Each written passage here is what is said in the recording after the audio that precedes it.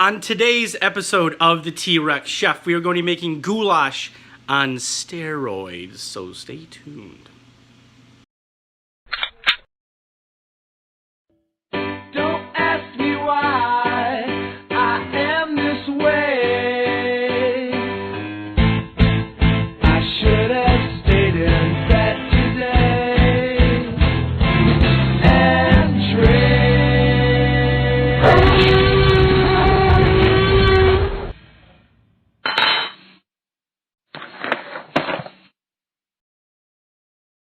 Alrighty, I am rolling.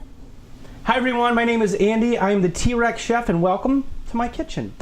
Today on this segment, we are going to be making goulash on steroids. And what do I mean by goulash on steroids? I am going past the traditional elbow macaroni, which is great, and I'm going straight to these suckers right here. That's got to be annoying, right, Barry? That noise? Crinkle, make that crinkle some more. That's a crinkle.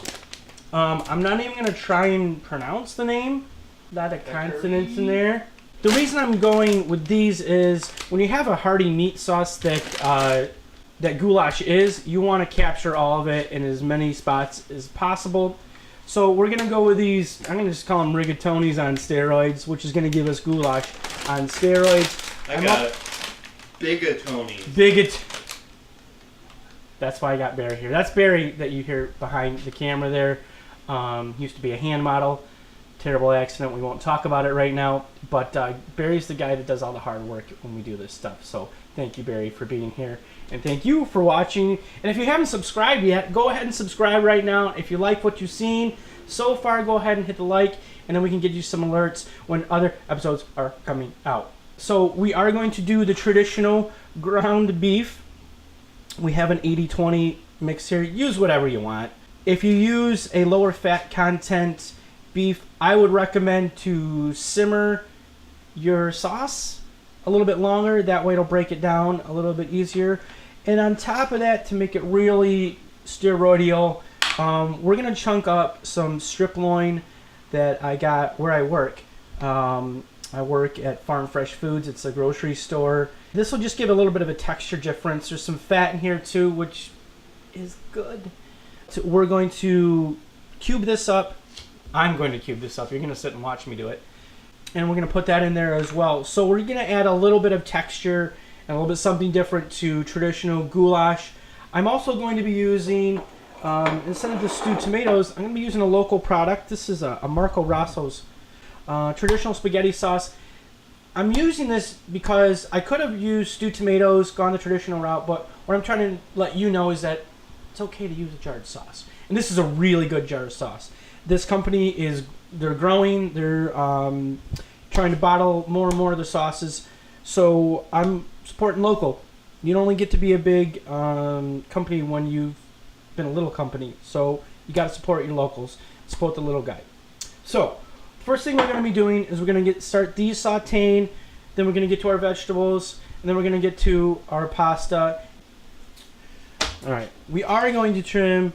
I'm going to trim some of the fat off. We don't need all of the fat that we have, so we'll take some of that off. And this is select. It's not choice or prime. It's pretty well marbled, as you can see. Again, the fat content in it is going to add some flavor. We're going to just cube it up here. You're also going to want to let that sauce go a little bit longer because you're going to want to break this down. It's not a quick sauce. So I'm recommending with the cubes in here, I'm reckoning about an hour simmer. I know it's going to be a little bit longer, but it's going to be worth it because this is going to break down and it's going to be a little bit better of a mouse. I just said it's going to be better than a mouse.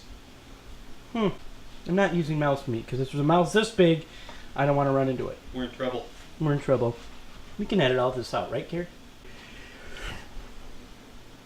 We'll definitely edit that out. The smaller the better. We're just looking for a mouth feel here and texture. Gonna rinse off our cutting board. I flipped it over, okay? doesn't have the beef stuff on it, alright? Don't go crazy. Yes, it's dirty under there. I get it. I'll clean it later. Okay? Got it. So, let's get this seasoned. And the pepper. Get my frying pan going. So, while we're doing that, peppers. Let's make everything look pretty. Red, yellow, green, orange. You don't have to use the colored bell peppers. You can use just the green. But if you're going to make something, why don't you make it look very nice? Looks aesthetically pleasing to the eyes.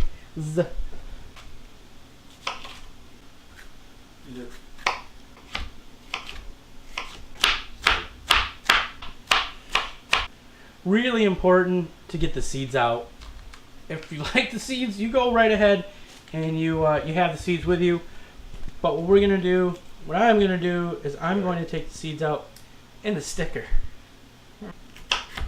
It's really important when you're dicing something to make the cuts as uniform as possible, because that means if you have a chunk that's like this as opposed to a chunk that's like this one's gonna cook longer. It's gonna be a different mouthfeel. So do your best to make them close as possible.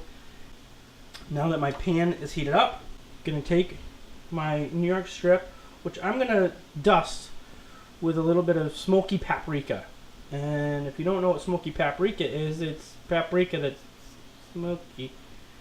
Is that what it is? That's what it is, Barry. Oh. Alright, so let's get this to the pan that's nice and hot. Hot pan, cold oil, just a little bit. See that smoke point when it's coming up? That's exactly when you want to drop this in. Drop it while it's hot? Drop it while it's hot. Ah, I like that. There's a little bit of paprika in there. When you caramelize things in the pan, all it does is add flavor. It's important later when we're going to be adding some beef stock to this. There's going to be a little bit of what we call fond at the bottom of the pan, and it's going to bring up that flavor, and it's that deep, rich flavor that's caramelized. So remember that. I like that sound. I like the sound a lot.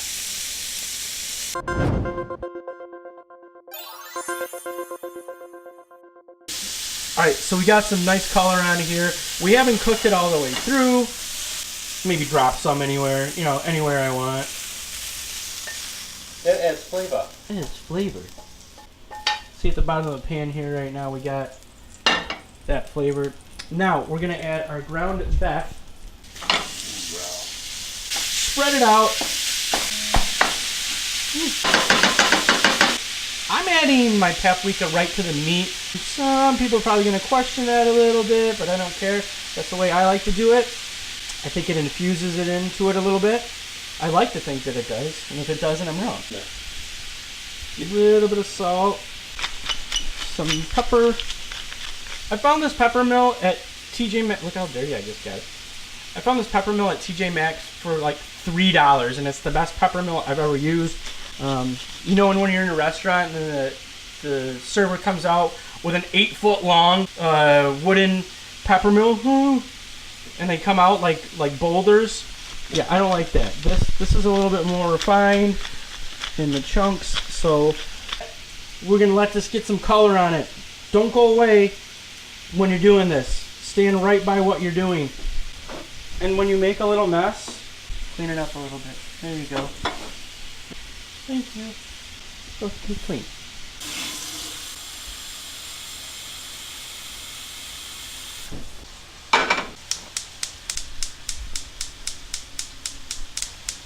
That's all I got. Alright, our water is almost boiling.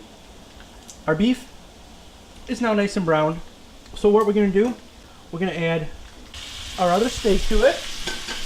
We're going to add just a little bit more paprika. That's the main ingredient in the goulash, is the paprika. Get that mixed around a little bit. Add our vegetables.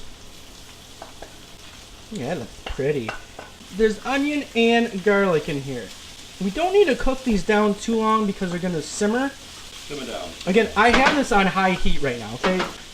I did some research, and one of the ingredients I thought was really interesting that they add is Worcestershire sauce, if I'm pronouncing that correctly. So we're gonna add about, looks like about a tablespoon I had poured out here of the Worcestershire sauce. Worcestershire gives it a nice little background, a little oomph, if you will, to it. You can use a little beef stock. That was a great concert, by the way. Beef stock. So now we're gonna add our, oh, did I mention I'm using Marco Rosso spaghetti sauce? A little smile. Just a little bit. Yeah, it's kind of cheating, but I don't care. It's a really good sauce. Cheat away with a good sauce. All right. And we're gonna want to simmer this, I'm guessing, for about 45 minutes. And you don't want to leave this on high while you're simmering it. And then we're gonna drop our pasta when this is simmered for 45 minutes. So we'll be right back.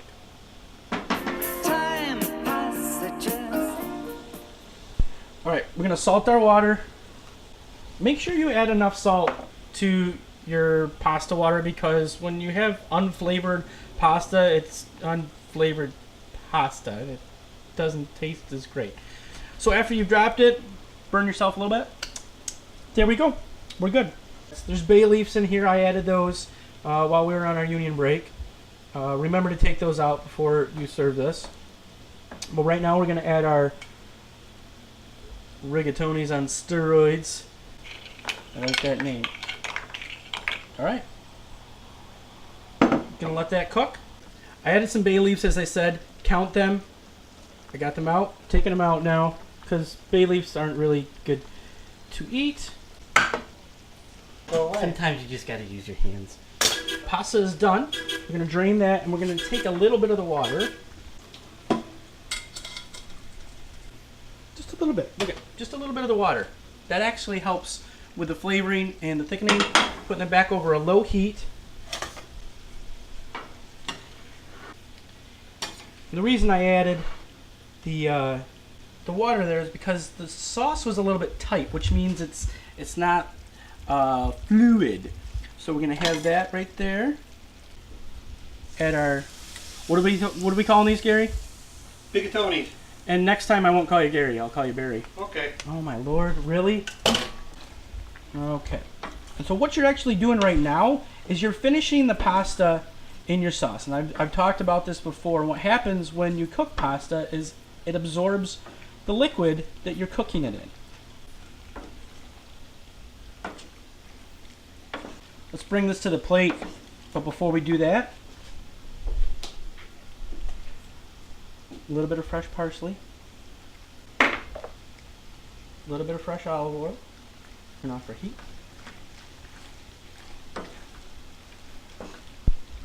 And let's bring it to the plate. That looks beautiful. Got some color going on there. Always make everything look nice and colorful.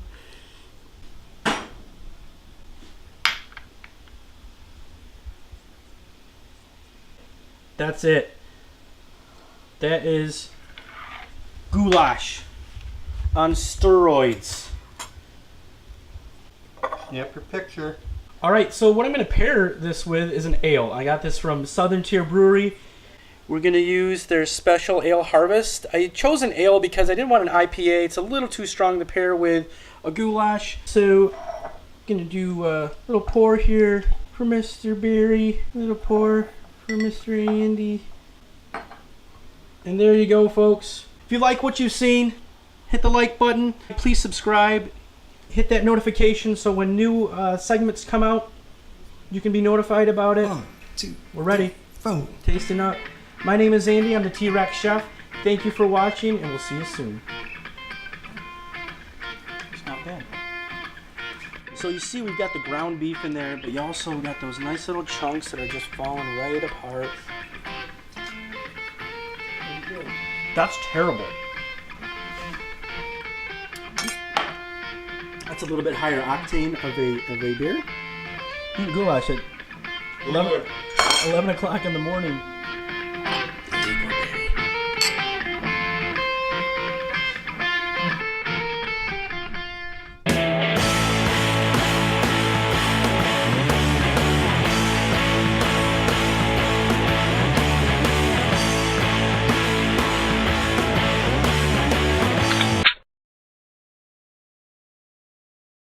Hi, how you doing?